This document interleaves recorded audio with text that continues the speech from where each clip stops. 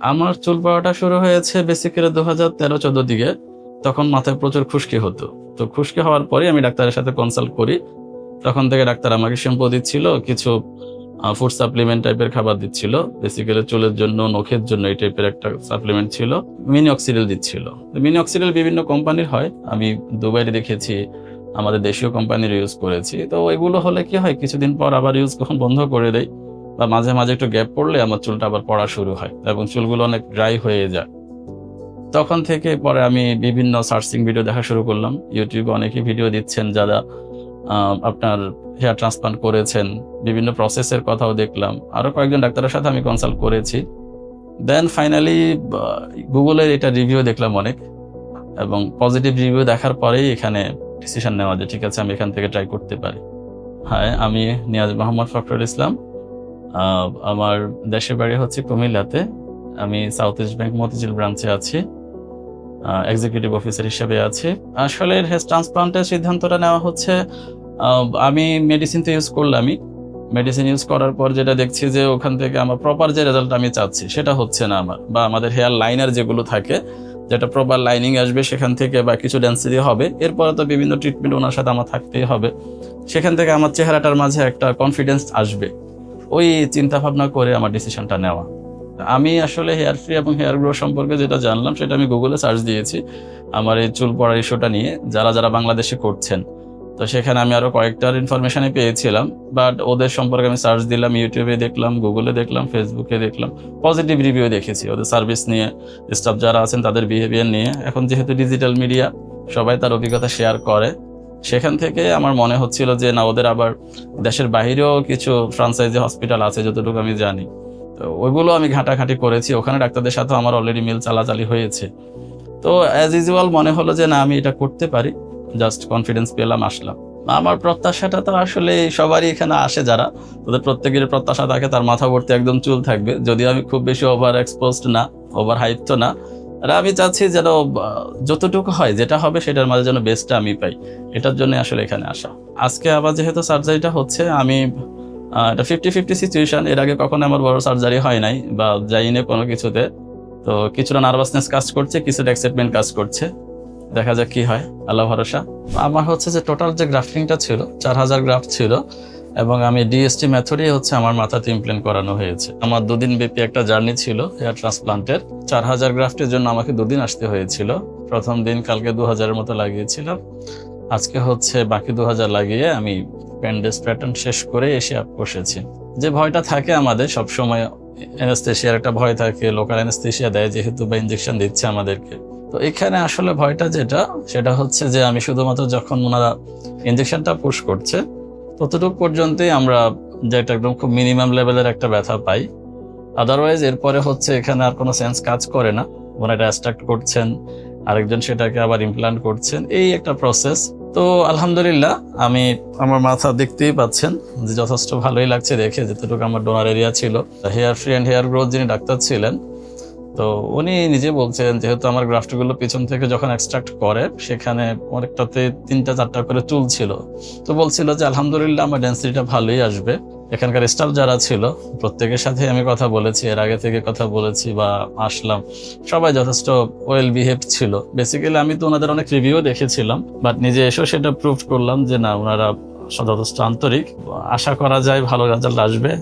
আসলে তো অবশ্যই আপনারা আমার ছবি বা ভিডিও অবশ্যই দেখবেন এখানে, এবং আমি সাজেস্ট করতে পারি যেহেতু আমি এখানে ভালো ট্রিটমেন্ট পেয়েছি বা সার্ভিস পেয়েছি, আশা করা যায় আপনারাও যদি আসেন ভালো কিছুই হবে ইনশাআল্লাহ। আমার যে টোটাল গ্রাফটিংটা ছিল, আমার ডাক্তারের সাথে যখন আমি কনসাল্ট করি, উনি আমার হেয়ার প্যাটার্ন দেখে আমাকে বলেছিল মোরলেস হচ্ছে আমার 3500 থেকে 4000 লাগবে। তো আমিও স্যারকে বললাম যে স্যার, আপনি আমার 4000 তাহলে করে দেন, এবং আপনাদের যে প্রসেসটা আছে এটার মাঝে অ্যাডভান্সে যেটা আছে আমি সেটাই করতে আগ্রহী। তো বলছিল আমাকে তখন ডিএসটি মেথডটাই করতে বললো। এটার রেজাল্ট হচ্ছে, বলছে এটা ম্যাক্সিমাম রেজাল্টের একদম বেস্ট যে সার্ভিসগুলো আছে সেটার মাঝে এটা হবে। তো সেখান থেকে জন্য আমার ডিএসটি নাম এবং 4000 গ্রাফটি আমি লাগিয়েছি আমার মাথাতে। আর যেটা হচ্ছে, আমি আসলে ডিএসটি মেথড সিলেক্ট করি, এবং ডিএসটি মেথডটা একটু লেন্দি প্রসেস হয়, কারণ এই প্রসেসটা একটু ডাক্তারদেরকে অনেক বেশি সেন্সিটিভ ভাবে কাজটা করতে হয়। আমি প্রথম দিন যখন আমি এসেছিলাম সেখানে আমাকে লোকাল অ্যানেস্থেশিয়া ইউজ করা হয়েছিল। তো লোকাল অ্যানেস্থেশিয়া ইউজ করার পর হচ্ছে আমার মাঝে আর কোনো ব্যথা আসে নাই। এরপরে ওনারা জাস্ট ওনাদের মতো করে প্রসেসটা করছে। তো বেসিক্যালি ডিএসটি মেথডটা একই সাথে ফলিকুলগুলোকে এক্সট্রাক্ট করা হয় এবং পাশাপাশি আরেকজন সেটাকে ইমপ্লান্ট করে, যার জন্য এটা আমার যে গ্রাফটা আছে সেটা বেশিক্ষণ বাইরে থাকতে হয় না।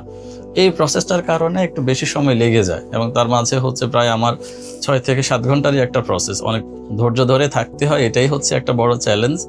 আদারওয়াইজ ওরকম কোনো ব্যথা নেই, মাঝখানে শুধু লাঞ্চের একটা ব্রেক থাকে, সেটা ওনারা প্রোভাইড করে আমাদেরকে। পরে যা হলো, আমার 2000-এর মতো গ্রাফ লাগিয়ে আমাকে ওই দিনের মতো সেশন শেষ করা হলো। প্রায় আমার 7 ঘন্টার মতো লেগেছিল। এর পরের দিন আজকে আবার আসলাম। আজকে আবার প্রায় 11টা থেকে আমি কাজ শুরু করি। এখন অলমোস্ট যেটা বাঁচতেছে এই সময় হয়তো 6-7 ঘন্টায় লেগেছে আমার, যেটা আমি দেখলাম। এরপরে আজকের প্রোগ্রামটা শেষ হওয়ার পরে এখন আর আমার ওই ধরনের ব্যথাটা ফিল হচ্ছে না। জাস্ট শুধু হচ্ছে যে একটু মানে অনেকক্ষণ শুয়ে থাকতে হয়, এটা একটা স্ট্রাগল। আর হচ্ছে যেহেতু এটা ব্যান্ডেজ করা থাকে, আমি কথা বলেছিলাম স্যারের সাথে, যে বললো যে 1 দিন পরে আমি ব্যান্ডেজ খুলে ফেলতে পারবো, অ্যাজ ইউজুয়াল অফিস করতে পারবো। আর 7 দিন পরে একটা হেড ওয়াশের ইস্যুটা বলছিল, হেড ওয়াশ করে ফেললে অ্যাজ ইউজুয়াল ন্যাচারাল আমরা ওইভাবেই থাকতে পারি আলহামদুলিল্লাহ। বাকিটা তো আছে, কিছু ওষুধ ওনারা দিয়ে দিবেন, সেগুলো নিয়ে খাওয়া দাওয়া করে আশা করা যায় 6 মাসের মতো একটা সময় লাগে। বললো যে ন্যাচারাল প্রসেস, যেহেতু রেজাল্ট আসতে, তো আশা করা যায় কি হয় দেখা যাক। আমি যখন আসলে ডাক্তারের কাছে আসি, ট্রান্সপ্লান্ট নিয়ে অনেকগুলো মিথ ছিল। অনেকে অনেক কথা বলছিলেন যে ট্রান্সপ্লান্ট করলে হয় কারো সিভিয়ার ডিজিজ হতে পারে, কেউ কেউ ক্যান্সারের ঝুঁকির কথা বললো। পরে আমি নিজে খোলামেলাভাবে ডাক্তারের সাথে কথা বলেছিলাম যে স্যার, এই টাইপের কোনো প্রবলেম কি আমরা ফেস করি কিনা। তো বলছে যে না, এগুলো আসলে ওরকম কিছুই না, আমরা যে প্রসেসগুলো ইউজ করি, যে ইকুইপমেন্টগুলো ইউজ করি, সেগুলো যথেষ্ট ভালো। এবং এখন পর্যন্ত ট্রান্সপ্লান্টে যে ইস্যুটা বলছে মানুষ ক্যান্সার হচ্ছে, প্রবলেম হচ্ছে, এগুলো কিছুই হয় না। আলহামদুলিল্লাহ আমি বের হলাম, এখন আমি তো স্বাভাবিকই ফিল করছি। জাস্ট হচ্ছে একটা লোকাল অ্যানাস্থেসিয়া দেওয়া আছে, ওখানকার একটু আনইজিনেস তো থাকে বডিতে বা কোথাও ধরে, কোনো প্রবলেম আমি ফিল করছি না। যেহেতু আসলে একটা সার্জারি যেহেতু হয়, একটা সার্জারি হওয়ার প্রধান যে প্লেসটা অপারেশন থিয়েটার, আর আমি যেহেতু ডিএসটি করেছিলাম, আমার অপারেশন 1টাই ছিল, ওটি 1টাতে ছিল। তো ওদের যে ওটিটা যথেষ্ট গোছানো ছিল। গোছানো বলতে ওখানে ইকুইপমেন্টগুলো তো স্যারে নিজেই তদারকি করছিলেন, আমি দেখছিলাম এটা ঠিক হয়েছে কিনা, এটা এইভাবে সাজানো আছে কিনা। বা একটা ভাইয়া ছিল আমার সাথে কাজ করেছে, আমি দেখলাম ও যথেষ্ট হেল্পফুল ছিল। তো ওদের প্রত্যেকটা বিষয় ওনারা মেটিকুলাসলি আসলে মেনটেন করেন, যেটা আমার কাছে ভালো লেগেছে। আমাকেই বলা হচ্ছিল যে আপনি কোথাও হাত দেওয়ার দরকার নাই, আপনি জাস্ট এসে বসেন, শুন, বাকিটা ওনারাই দেখছেন। সো এই পেশাদারিত্ব অবশ্যই আমার ভালো লেগেছে। যাক আলহামদুলিল্লাহ, অনেক কথা বললাম আপনাদেরকে, হয়তো আমার পরে যারা আসবেন তারা এটার সাথে মিলিয়ে নেবেন। তো আমি এটা বলতে পারি, এখানে যারা স্টাফ ছিল ডাক্তারের সাথে আমি কনসাল্ট করেছি, অবশ্যই ওনারা থ্যাঙ্কস পাওয়ার যোগ্য। আর টাইম টু টাইম বলছেন যদি কোনো প্রবলেম আমরা ফেস করি ওনাদের সাথে যেন অবশ্যই আমরা কনসাল্ট করতে পারবো। আশা করা যায় সমস্যা হবে না, ডাক্তার নিজে আমাকে বলছিলেন। স্টাফটা ছিল যারা আছে এখানে ওয়েল বিহেভ। আমি মার্কেটিং এর যে ছেলেটার সাথে যোগাযোগ করেছিলাম বারবার, ও যথেষ্ট সাপোর্টিভ ছিল। তো অবশ্যই ওদেরকে সবাইকে থ্যাঙ্কস আমার পক্ষ থেকে। এবং আমি যদি কখনো সুযোগ পাই আমি রেফার করব কাউকে, যেন যে সে আসতে পারে এখানে।